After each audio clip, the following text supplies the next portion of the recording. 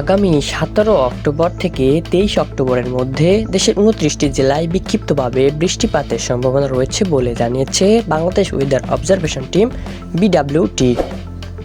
মঙ্গলবার 14 অক্টোবরে দেওয়া এক তথ্য মতে জানায়, এ সময় উপকূলীয় ও পূর্বাঞ্চলের কিছু এলাকায় মাঝারি থেকে কিছুটা ভারী বর্ষণ হতে পারে।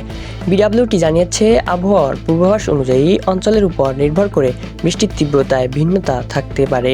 কক্সবাজার ও বান্দরবান জেলায় অপেক্ষাকৃত ভারী বৃষ্টিপাতের সম্ভাবনা সবচেয়ে বেশি। মূলত এই দুই জেলায় মাঝারি থেকে কিছুটা ভারী বৃষ্টিও হতে পারে, যা মাঝে মধ্যে বিরতিপূর্ণভাবে অব্যাহত থাকতে পারে। সংস্থাটি জানায়, দেশের পূর্বাঞ্চল, মধ্যাঞ্চল ও দক্ষিণ অঞ্চলে বিক্ষিপ্তভাবে হালকা থেকে মাঝারি বৃষ্টিপাত হতে পারে। এই বৃষ্টিপাত ও মাঝে মধ্যে বিরতিপূর্ণভাবে অব্যাহত থাকতে পারে।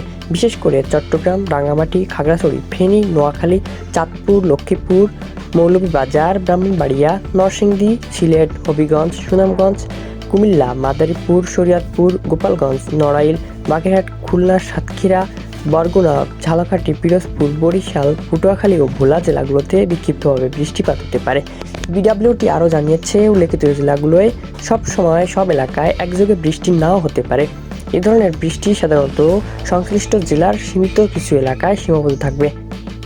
তবে কক্সবাজার, বান্দরবান ও এর আশেপাশে পার্শ্ববর্তী এলাকায় কিছুটা বেশি বৃষ্টিপাতের সম্ভাবনা থাকায় সংশ্লিষ্টদের প্রয়োজনীয় সতর্কতা অবলম্বন করার পরামর্শ দেওয়া হয়েছে।